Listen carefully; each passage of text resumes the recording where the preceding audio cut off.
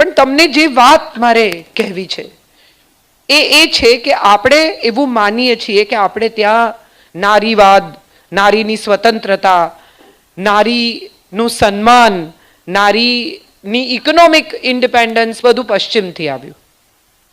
અને આવું એક જનરલ સ્ટેટમેન્ટ બધા જ કરે છે અને બધા જ માને છે. મારે વાત ત્યાંથી શરૂ કરવી છે જ્યાં જાબાલા નામની એક સ્ત્રી પોતાના નાનકડા બાળકને લઈને ગૌતમ ઋષિને ત્યાં એના આશ્રમમાં એને એડમિશન અપાવવા જાય છે. ત્યારે ગુરુકુલ હતા. નાનકડું બાળક છે એને લઈને જાય છે. ગૌતમ ઋષિ પૂછે છે કે બેટા તારું નામ શું? તો એ કહે છે કે મારું નામ સત્યકામ છે. પૂછે છે કે તારા પિતાનું નામ શું છે? તો કહે છે મને ખબર નથી. તારું કુળ કયું છે? તો કહે છે મને ખબર નથી. કેમ? તો કે મારી મા તો દાસી હતી. અનેક લોકોએ એના શરીરનો ઉપભોગ કર્યો છે. એમાંથી હું કોનું સંતાન છું એ મને ખબર નથી. ત્યારે ગૌતમ ઋષિ એને કહે છે કે આ વાત તને કહેવાનું આટલી નિર્ભીકતાથી કોણે શીખવ્યું? અને ત્યારે એ કહે છે કે મારી માએ મને કહ્યું હતું કે જે હોય એ જઈને સાચું કહેજે, તો જ તને સાચી રીતે ગુરુકુળમાં પ્રવેશ મળશે. અને ત્યારે ગૌતમ ઋષિ એને કહે છે કે તારી માએ તારું નામ સાચું જ પાડ્યું છે, તારું નામ સત્યકામ છે. અને આજથી તું તારી માનું નામ તારી પાછળ લખજે, તું આજથી સત્યકામ જાબાલા છે. અને આ હજારો વર્ષ જૂની કથા છે. સંજય લીલા ભણસાલી આજે લખે અને આપણને લાગે કે ઓ માય ગોડ, મમ્મીનું નામ લખે છે. પણ આપણા દેશમાં તો સદીઓ પહેલા માનું નામ લખનારા લોકો જન્મ્યા. કુંતી,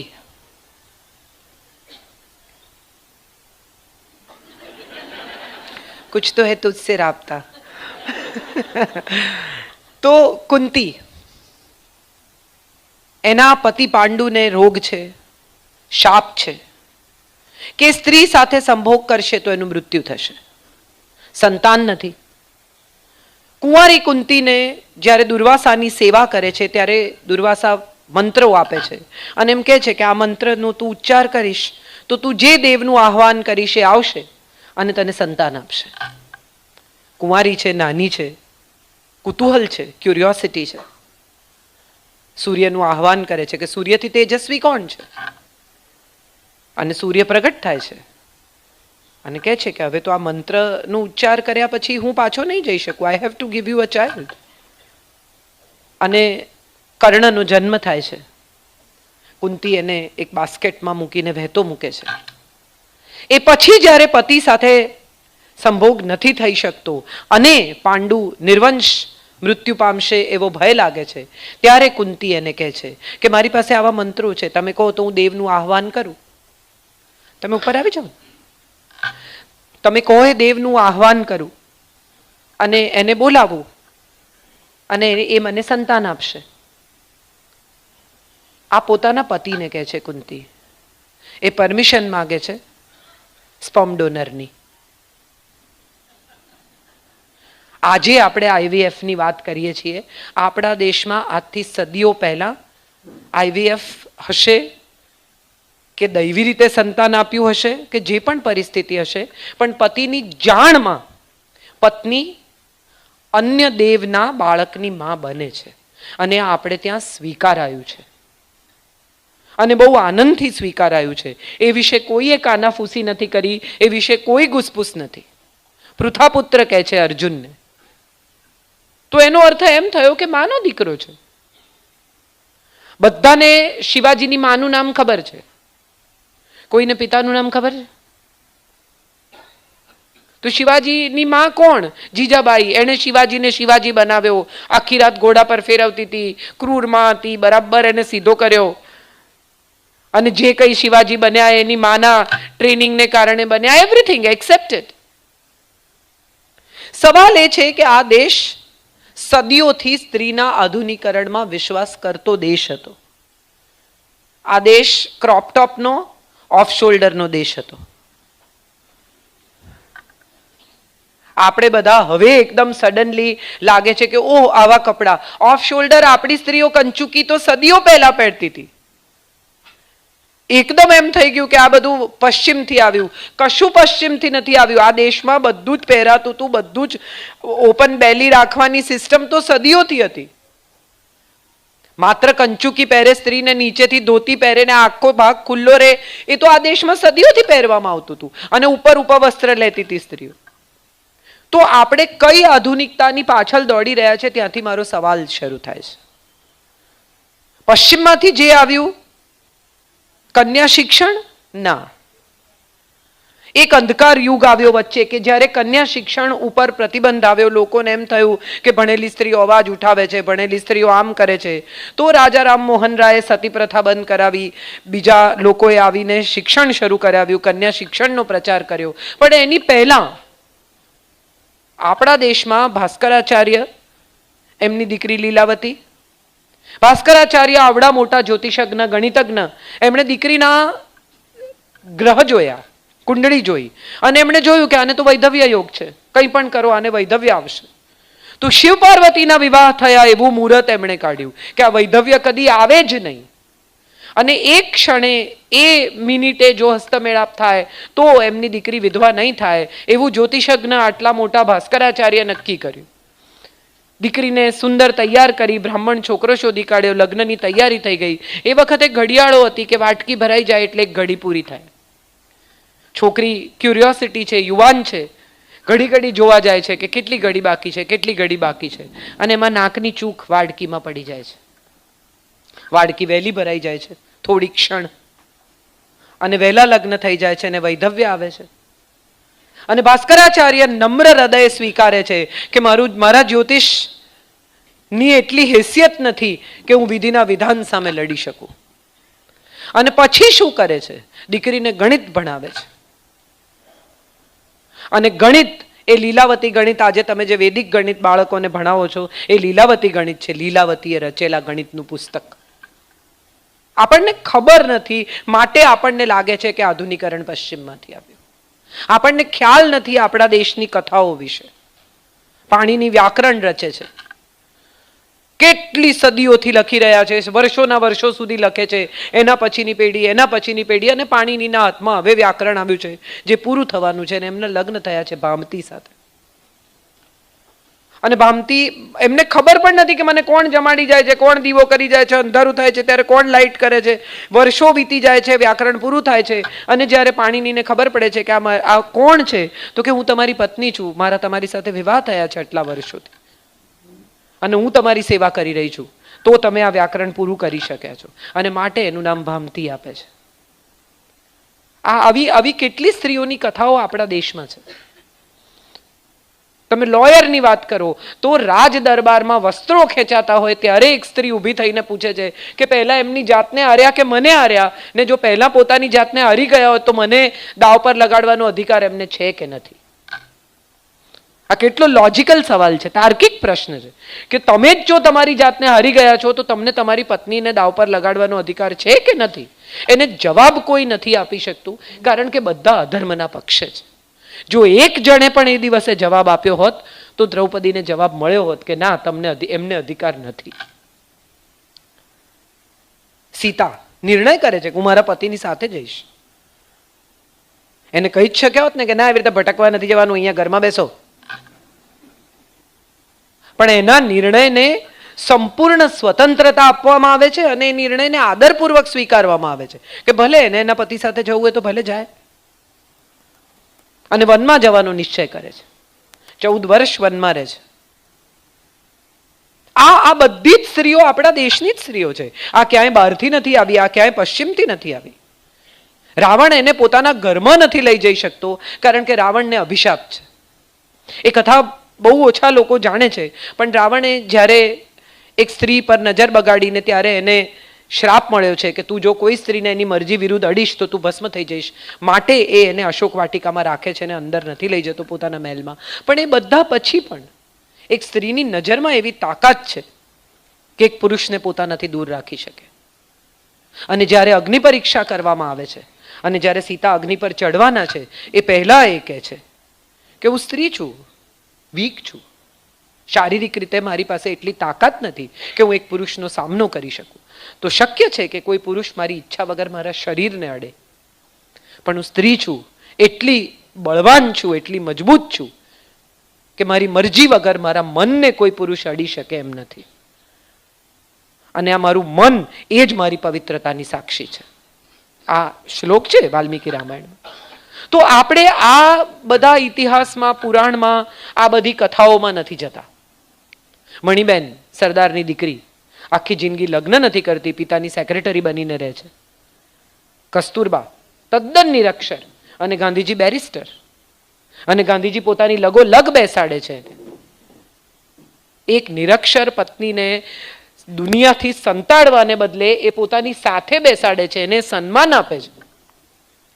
અને લીલાવતી મુનશી, કનૈયાલાલ મુનશીના પત્ની, એક લેખ લખે છે જેમાં એ લખે છે કે બાપુ જાતે નક્કી કરી લે કે બ્રહ્મચર્ય પાળવું, બાની ઈચ્છાનું શું, ફલાણું શું, આમ શું. અને ત્યારે ઓલમોસ્ટ નિરક્ષર કસ્તુરબા પોતાના હસ્તાક્ષરમાં એને પત્ર લખે છે, સૌ ચિરંજીવી બહેન લીલાવતી, તમે ઉઘાડે માથે પુરુષો સાથે બેસીને સાહિત્યની ચર્ચા કરો છો, ત્યારે જો હું વિરોધ ન કરતી હોઉં તો મને મારા પતિના પગ ધોવામાં મળતો આનંદ તમને કેમ નડે છે? આ સ્વતંત્રતા છે, ચોઈસ છે. અને દરેક સ્ત્રીને આ ચોઈસ આપણા દેશમાં મળી છે. આપણે અચાનક સંકુચિત થઈ ગયા, આપણે અચાનક ધર્મ સાથે સ્ત્રીની સ્વતંત્રતાને જોડી દીધી. આપણે અચાનક એવા મુદ્દા પર આવી ગયા કે જ્યાં આપણને એવું સમજાયું કે સ્ત્રીની સ્વતંત્રતા એ ધાર્મિક રીતે એને જો નહીં અટકાવીએ તો સ્ત્રી એટલી બધી બળવાન છે, એટલી બધી તાકાતવર છે કે સ્ત્રી આ બધા જ નિયમોને તોડી ફોડીને ફેંકી દેશે અને પોતાના નવા નિયમો ઘડશે. એટલે ધર્મ સાથે એને જોડી દીધું. તમે વિચાર કરો, દેવોને શક્તિ જોઈએ, હથિયાર જોઈએ, યુદ્ધ માટે જવું હોય તો કોની પાસે જાય? કાલી પાસે. પૈસા જોઈએ તો કોની પાસે જાય? લક્ષ્મી પાસે. વિદ્યા જોઈએ તો કોની પાસે જાય? તો દેવો પણ જેને નમે છે એ આપણા પુરાણોની કથાઓ છે, એ આપણો ઇતિહાસ છે, એ આપણો ધર્મ છે. ત્યાંથી શરૂ કરીને આજ સુધીની વાત જો આપણે કરીએ તો આપણને સમજાય કે આધુનિકરણ તો આપણા દેશમાં સદીઓથી હતું. આપણે શું કામ પશ્ચિમને યાદ કરીએ છીએ? પશ્ચિમથી જે આવ્યું એ સ્વચ્છંદતા આવી, સ્વતંત્રતા નહીં. કારણ કે સ્વતંત્રતા સાથે તો ખૂબ જવાબદારી આવે. Responsibility comes with every liberty. તમે જ્યારે સ્વતંત્રતા લો છો ત્યારે એ સ્વતંત્રતાની સાથે ભયાનક જવાબદારી જોડાયેલી છે, પણ એ જવાબદારી વિશે આપણને કોઈ જ પરવાહ નથી. દરેક બાળક, ઘરમાં મોટી થતી દીકરી એમ કહે કે મમ્મી જૂનવાણી છે, મમ્મીને કઈ સમજ નથી પડતી. પણ તમે જો ટૂંકો સ્કર્ટ પહેરીને બસ સ્ટોપ પર ઊભા રહેવાના હો તો ટૂંકો સ્કર્ટ ન પહેરો. તમે જો ઘરેથી જ ગાડીમાં બેસીને જવાના હો અને ગાડીમાં ત્યાં જ ઉતરવાના હો જ્યાં તમે કોઈના ઘરે જવાના હો તો જુદી વાત છે. બાકી બહાર નીકળતા, બહાર ફરતા લોકો ઉપર આપણો કંટ્રોલ નથી.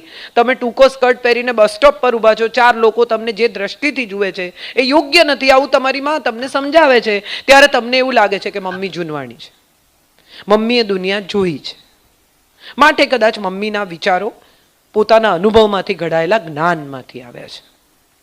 પણ આ વાત આપણે આપણા સંતાનોને કેવી રીતે સમજાય? મેં ના પાડીને બસ, તો આ એની સ્વતંત્રતા પર સીધી તરફ છે.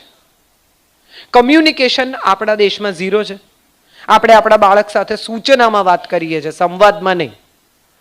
નાહી લે, ખાઈ લે, સૂઈ જા, ઊભો થઈ જા, જમી લે, સ્કૂલે જા, પાછો આવ, હોમવર્ક કર, ટીવી બંધ કર, રમવાનું બંધ કર, મોબાઈલ મૂકી દે. આવા જે 15-20 સૂચનો છે એ સિવાયનો સંવાદ તો ઘરમાં થતો જ નથી. અને કમ્યુનિકેશન નથી થતું. માટે આપણે આપણો ઇતિહાસ, આપણા પુરાણ, આપણી કથાઓ, આપણી વાર્તાઓ, આપણા મનના વિચારો આપણા સંતાન સુધી પહોંચાડી શકતા નથી. અનુકરણમાં હંમેશા બેવકૂફી રહેલી છે. આ વાત મારે સૌને સમજાવવી છે. તમે મેનિક્વિન પર એક ડ્રેસ જુઓ ને તો તમને એમ થાય કે ઓહો, આનાથી સારો તો મેં જગતમાં બીજો કોઈ ડ્રેસ જોયો જ નથી. પણ મેનિક્વિનની કમર તો 26ની છે અને એના પર એ સારો જ લાગે, અદ્ભુત દેખાય છે એના પર. પણ એ તમે ઘરમાં લાવો, એને પહેરો. તમે આ જેટલા ઓનલાઈન ડ્રેસ જુઓ એ બધી સ્ત્રીઓની કમર તમે જોજો, એ બધી સ્ત્રીઓની કમર 26 થી 28 ની વચ્ચેની છે, માટે એમને જીન્સ સારા લાગે, એમને ક્રોપ ટોપ સારા લાગે, એમને લો ટોપ વેસ્ટના પેન્ટ સારા લાગે, અને જે રીતે કપડાં પહેર્યા હોય તમને એમ થાય કે મને આવું જ લાગશે, પણ એવું લાગશે નહીં. આમાં મુશ્કેલી ત્યાંથી શરૂ થાય છે. દીપિકા, હમણાં એક એરપોર્ટ લુકની નવો આખો ખ્યાલ આવ્યો છે. એરપોર્ટમાં પણ અમુક પ્રકારના કપડાં પહેરવાના. એકચ્યુઅલી કમ્ફર્ટ સિવાય બીજી કોઈ શું જરૂરિયાત હોય જો તમે 22 કલાકનો પ્રવાસ કરીને જવાના હો તો? 22 કલાક તમે અહીંથી અમેરિકા જવાના છો, તમને પ્રોબેબલી, ચલો તમે બિઝનેસ ક્લાસમાં ટ્રાવેલ કરો છો, વચ્ચે લાઉન્જમાં તમે કપડાં બદલશો, તો પણ 6-7 કલાક તમારે ક્યાંક બેસવાનું છે, તો કમ્ફર્ટ સિવાયની બીજી કઈ જરૂરિયાત હોય? પણ આપણે એ કમ્ફર્ટમાં નથી પડતા. એરપોર્ટ લુક શું છે? ટ્રેન્ડ. એ એક આધુનિકરણનો નવો શબ્દ છે. ટ્રેન્ડમાં શું ચાલે છે? હવે ટ્રેન્ડના કપડાં તમે પહેરવા જાઓ ત્યારે ટ્રેન્ડ જે સેટ કરે છે એને જેવો લાગે છે એવો તો તમને લાગશે જ નહીં. રેમ્પ જેટલા લોકોએ ફેશન શો જોયા હશે એ બધાને ખબર હશે કે ફેશન શોમાં જે પ્રકારના કપડાં પહેરે છે એટલા અનકમ્ફર્ટેબલ કપડાં તમે જીવનમાં ક્યાંય કોઈ દિવસ નહીં પહેરી શકો. અહીં કંઈકથી પંખો નીકળતો હોય ને અહીંથી કંઈક આમ કપડું ખેંચાતું હોય ને. આપણે બધાએ આ સમજવાની જરૂર છે કે વસ્ત્ર છે ને એ તમારા વ્યક્તિત્વનો આઈનો છે. એમણે કહ્યું સાડી, રાજનભાઈએ કહ્યું સાડી એમની ઓળખ છે. મને બહુ જ ગમે છે. આ દેશનો પોશાક છે. અને તમે વિચારો કે આ દેશ પાસે કેટલી કલા છે. કાંજીવરમથી શરૂ કરીને, પટોળાથી શરૂ કરીને, પૈઠણીથી શરૂ કરીને, માહેશ્વરીથી શરૂ કરીને, કાંથાથી શરૂ કરીને ટાંગાઈ સુધી આખા દેશના વણકરોનો વિચાર કરો તો કેવી કેવી સાડીઓ આ દેશમાં વણાય છે. અને દરેક વિસ્તારની એક જુદી સાડી છે. દરેક વિસ્તાર પાસે એક જુદી પ્રિન્ટ છે. દરેક વિસ્તારના જુદા રંગો છે. તમે રાજસ્થાનમાં જાઓ ને તમને જે લેરિયાના કલર્સ મળે એ તમને દુનિયામાં ક્યાંય ન મળે. તમે ગુજરાત આવો ને જે બ્લોક પ્રિન્ટ મળે, જે મલનું કપડું મળે એ તમને દુનિયામાં ક્યાંય ન મળે. તમે પૈઠણીમાં જે રંગો જુઓ એ રંગો તમને બનારસીમાં કોઈ દિવસ ન મળે. તમે ઓરિસ્સાનું સિલ્ક જુઓ, તમે સંબલપુરી સિલ્ક જુઓ અને તમે કલકત્તાનું સિલ્ક જુઓ, આ બધા સિલ્ક જુદા છે. આ બધાના વજન જુદા છે. કાંજીવરમનું વજન જુદું છે. આ દેશની કેટલી સુંદર પરંપરા છે સાડી, જેને આપણે નેવે મૂકી છે. કેમ? તો કે હવે મને ફાવતી નથી. કેમ નથી ફાવતી? તો કે કોણ એટલી મહેનત કરે? હવે આ સલવાર કમીઝ બધાને ફાવી ગયા છે અને હવે ધીરે ધીરે દરેક માણસ પેન્ટ પણ પહેરે છે. અને હું તો એવા પણ લોકોને મળવા માંડી છું કે જે લોકો સાડીની નીચે શૂઝ પહેરે છે. વાંધો નહીં, શૂઝ પહેરો, પણ આ દેશનો પોશાક આટલો સુંદર છે એને સાઈડમાં મૂકીને આપણે પશ્ચિમના પોશાકનું અનુકરણ શું કામ કરીએ છીએ? મને ઘણા લોકો કહે છે સાડીમાં કમ્ફર્ટ નથી. હું એવું માનું છું કે સાડી જેટલી કમ્ફર્ટ બીજા કશાયમાં નથી. તમને કમરમાં ગરમી ન લાગે, પીઠ ખુલ્લી રહે, તમે ફટ કરીને આમ ઊંચી કરીને તરત જગ્યા ક્રોસ કરી શકો. કંઈ પણ ક્યાંય પણ તમે આમ કરીને ખોસી દે સ્ત્રીઓ અને કામે વળગી જાય. કોઈ પણ પ્રકારના પ્રશ્ન વગરનું કોસ્ચ્યુમ છે આ. I don't understand why people don't like it. Suddenly એક નવા પ્રકારનો ટ્રેન્ડ આવ્યો છે જેમાં સૌને લાગે છે કે મોડર્ન દેખાવું એ જ સુંદર વસ્ત્રો પહેરવાની એક નવી નિશાની છે. પણ મોડર્ન એટલે શું એવો સવાલ પણ તો ક્યારેક પૂછી જુઓ. અનુકરણથી તમે સુંદર લાગશો? કેટલી બધી સ્ત્રીઓ કેટલા બધા વર્ષો સુધી બ્લાઉઝ સંભાળી રાખે એવું વિચારીને હું પાતળી થઈશ ત્યારે પહેરીશ. 20-20 વર્ષ જૂના બ્લાઉઝ હોય અને બધી થપ્પી આમ સાચવીને મૂકી રાખી હોય કે હજી આ પહેરાશે, કોક વાર તો વારો આવશે. તમે વિચારો કે તમારા લગ્નમાં લીધેલી સાડી 30 વર્ષ પછી પણ તમે પહેરી શકો અને લોકો પૂછે કે ક્યાંથી લીધી. એક પેન્ટમાં કેટલું વૈવિધ્ય છે. ઊંચું નીચું, હાઈ વેસ્ટ, લો વેસ્ટ, ફ્લેર, કલર, પતી ગયું. અને દરેક સ્ત્રીને આધુનિક કહેવાતો પશ્ચિમી પોશાક સારો જ લાગે છે એવું તો નથી. પણ સાડી દરેક સ્ત્રીને શોભે છે કારણ કે દરેક પ્રકારના બોડી શેપ પર ફિટ થઈ જાય છે. આ વાત આપણે કોઈ દિવસ વિચારી જ નથી. ગમે તેટલા જાડા બહેન હોય પણ એ સાડીમાં તમને ભદ્દા નહીં લાગે, એ પેન્ટમાં કેવા લાગે વિચારી છું. અને હવે એક નવો વિચાર જે પ્રવેશ્યો છે, વસ્ત્રો પછી હું વિચાર પર પણ આવીશ, ભોજન પર પણ આવીશ, પણ વસ્ત્રોની વાત એટલા માટે કરું છું કે એક નવો ટ્રેન્ડ આવ્યો છે કે તમારું શરીર ગમે તેવું હોય, તમારે બીજાના અનુકરણમાં કપડાં પહેરવા જ છે. પેટ બહાર આવતું હોય, શરીર બધું દેખાતું હોય, તો એટલું તો નક્કી કરો કે કાં તો તમે વજન ઉતારશો ને કાં તો આવા કપડાં નહીં પહેરો. ક્યારેક આ વસ્ત્રો વલ્ગર લાગે છે, પણ આપણે એ વિશે ક્યારેય વિચારતા નથી, કારણ કે આપણને લાગે છે કે નવા આધુનિક ફેશનેબલ એટલે જે ટ્રેન્ડ ચાલે છે તે. હું બહુ મોડર્ન રેડિકલ વાત કરું છું, હું લગ્નેતર સંબંધની પણ ક્યારેક વકીલાત કરું છું, પણ હું પહેરું છું સાડી જ. તો મારા મોડર્ન વિચારો અને મારા વસ્ત્રની વચ્ચે મેળ નથી. આ વાત આપણે બધાએ સમજવાની છે. આપણે બધા ડાયટમાં હમણાં એક નવો પ્રોગ્રામ ચાલ્યો છે અનુકરણનો. એમ તમે 16 અવર કરો છો, oh you have lost lot of weight. દરેકને 16 અવર માફક ન આવે, દરેકને ભૂખ્યા રહેવાનું અનુકૂળ ન આવે, દરેકનો ડાયટ સિસ્ટમ અને ડાયટ પ્લાન જુદો છે. અત્યારે મોદી સાહેબે મિલેટની જાહેરાત તો શું નથી કરી, પણ મને લાગે છે ઘરે ઘરે ઘઉં બંધ થઈ ગયા છે. અને દરેક માણસ બીજાને કે ઘઉં બંધ કરી દો એટલે વજન. અરે આપણા બાપ દાદાના સમયથી બધા ઘઉં જ ખાતા આવે. Millet is good, it is a very healthy food, but that does not mean કે ઘઉં નહીં ખાવાથી વજન ઉતરશે. ઘઉં ન ખાઈને પ્રોટીન શેક પીએ. આ કયા પ્રકારનું આધુનિકરણ છે એ વિશે આપણે સમજણ તો કેળવવી જ પડે.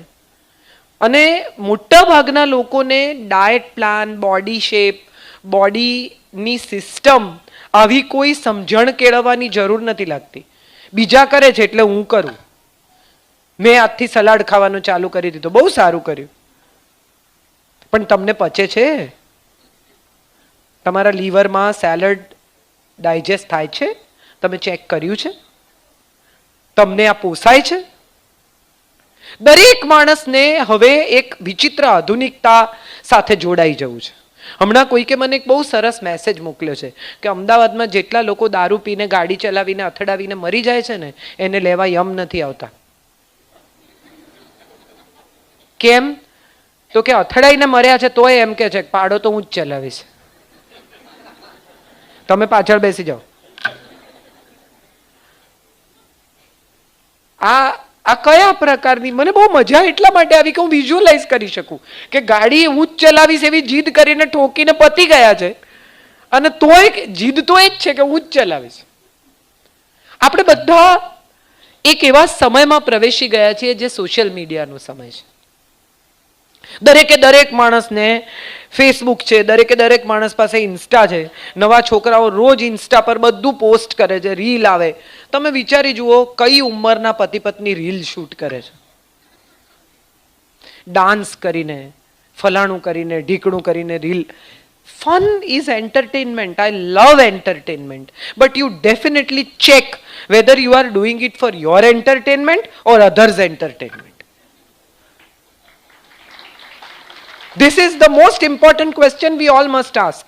હું જ્યારે 22 વર્ષની હતી, હિન્દુસ્તાન થોમ્સનમાં કામ કરતી હતી, ત્યારે મારી એક એડને અવોર્ડ મળ્યો અને અમે લોકો ગોવા ગયા. ત્યારે મારા બોસ રોનેન બાશુએ મને કહેલું કે others should not enjoy your drink, you should enjoy your drink.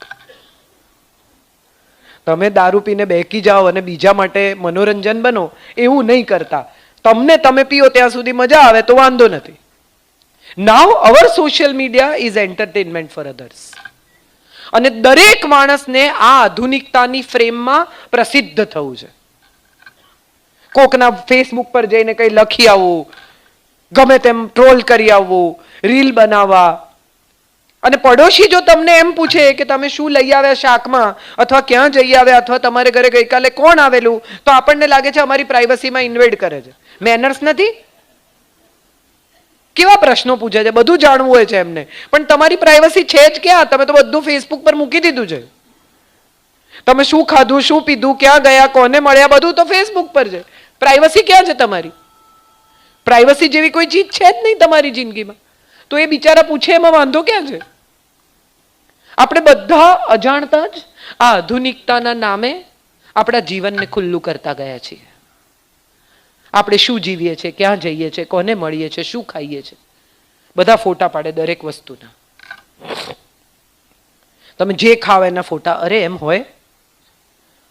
થાળીઓના ફોટા, કોઈ વસ્તુના ફોટા, ડ્રિંકના ફોટા, ફલાણાના ફોટા, મિત્રોના ફોટા. અને તમારા આખા દિવસનો કાર્યક્રમ તમે ઈચ્છો છો કે લોકોને ખબર પડે.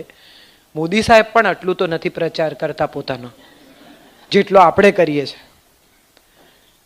તમે વિચારી જુઓ કે મોદી સાહેબે તેમની થાળીના ફોટા નથી મૂકતા કે હું આ ખીચડીમાં ઘી નાખીને ખાઉં છું, પણ આપણે મૂકીએ છીએ.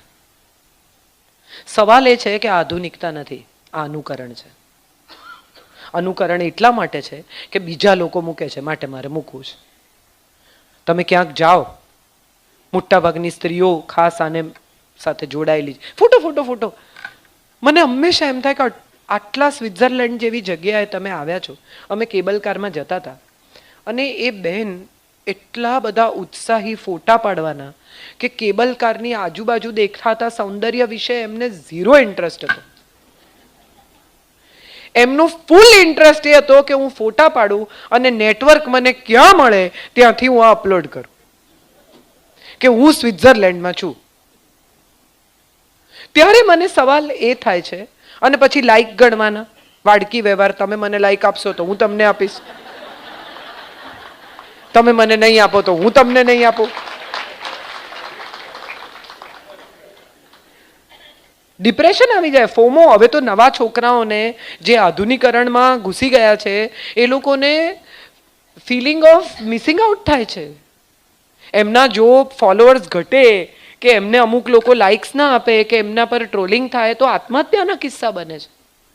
તમે વિચારી જુઓ કે કઈ હદે સોશિયલ મીડિયા આ આધુનિકરણના નામે આપણા મગજમાં ઘૂસ્યું છે અને આપણા જીવનમાં પ્રવેશી ગયું છે. તમે જે કપડાં પહેર્યા, આજે તમે લગ્નમાં ગયા તો એના ફોટા મૂકી દેવાના, તમે સાડી પહેરી તો એના ફોટા મૂકી દેવાના. અને આ બધું કર્યા પછી પણ તમને લાગે છે કે તમે જ્યાં ઊભા છો ત્યાંથી પાછા વળીને જુઓ તો તમને એક એવી ફિલિંગ છે કે મને એ બધું નથી મળતું જે એક્સ અથવા વાય અથવા ઝેડને મળે છે. કારણ કે તમે સતત અનુકરણમાં છો, સરખામણીમાં છો, તમે ઇન્ડિપેન્ડન્સમાં છો જ નહીં. સ્વતંત્રતા તો એ છે કે હું જે કરું એ મને ગમે એ કરું, તમે કહો અથવા તમે કરો એમ ન કરું તો સ્વતંત્રતાની વાત છે. આ કેટલી મોટી પેરાડોક્સ છે આપણા જીવનની કે આપણે સતત અનુકરણ કરીએ છીએ અને વાત સ્વતંત્રતાની કરીએ છીએ. તમે જો સ્વતંત્ર છો તો તમારે કોઈને ક્યાં ફોલો કરવાના છે? કોણ શું પહેરે છે એમાં મને કોઈ ઇન્ટરેસ્ટ જ નથી. હું મને જે ગમે છે તે પહેરું છું. પણ આ વિચાર આપણે આવતો જ કે બહુ દેશી. ગઈકાલે જ અમે કાર્યક્રમ પૂરો કરીને નીકળ્યા પછી મારા ભાઈ છે ભાર્ગવભાઈ, એ મને કે હું તમને પિકઅપ કરું છું, તો મને રાત્રે ટીમ હોર્ટેન્સમાં કોફી પીવા લઈ ગયા. હું તો રાત્રે કંઈ ખાતી પીતી નથી પણ છતાં એ લઈ ગયા. ત્યારે હું તો કાર્યક્રમમાંથી આવેલી સાડી પહેરીને ટીમ હોર્ટેન્સમાં હું એકલી જ. બાકી બધા લોકો એકદમ આધુનિક જીન્સ ને ક્રોપ ટોપ ને ટૂંકા ટૂંકા શર્ટ ને ટૂંકા ટૂંકા પેન્ટ ને બધા. અને હું એક જ સાડીમાં અંબોડો વાળેલી. ને મેં મારી જાતને પૂછ્યું કે આ ટીમ હોર્ટેન્સનું કોસ્ટ્યુમ નથી તો મને નહીં ઘૂસવા દે કે બેન જાઓ અડધી ચડ્ડી પહેરીને આવો નહીં તો નહીં આવવા દો. No, you feel comfortable with whatever you are. That is what independence is all about. આધુનિકરણ એ છે કે તમારા મગજમાં આધુનિકતા હોય. તમે તમારી પુત્રવધૂને કામ કરવા દો અને તમારા જો હાથ પગ ચાલતા હોય તો ભણેલી છોકરી કામ કરતી હોય અને તમે સ્વસ્થ હો તો એ ઘેર આવે ત્યારે એને માટે થોડી તૈયારી કરી રાખો. અમે તો બહુ કર્યું, નોકરી કરવી હોય તો આવીને કરે. એ પછી તમે પેન્ટ પહેરો ને તો પણ તમે આધુનિક નથી. તમે વજન ઉતારો તો પણ તમે બહુ દેખાવડા નથી. બીજી એક મજાની વાત એ છે કે બહુ જ નાની હોય ને દીકરી ત્યારથી એને શીખવાડે. વેજીટેબલ્સ નહીં ખાય ને તો વાળ લાંબા નહીં થાય, બદામ નહીં ખાય ને તો સ્કિન સારી નહીં થાય, પિમ્પલ ઓડ નહીં પછી ડાઘા પડી જશે, આમ નહીં પછી આમ. સો સ્ત્રીને શીખવવામાં એવું આવ્યું છે કે તારું સૌંદર્ય એ જ તારી ઓળખ છે. If you are not beautiful nobody will like you. Fair and lovely કેટલા વર્ષો વેચાયું, પછી કોકે કેસ કર્યો એટલે હવે ગ્લો એન્ડ લવલી છે. સો ગોરી એ જ સુંદર? તમે કોઈ પણ અખબાર ઉઠાવો અને રવિવારના છાપામાં મેટ્રિમોનિયલ વાંચો તો લખ્યું હોય લાંબી ઊંચી પાતળી ગોરી સુશીલ. અને એક વાત મને જે હજી સુધી નથી સમજાઈ એ છે કે પુરુષોમાં લખ્યું હોય નિર્દોષ ડિવોર્સી.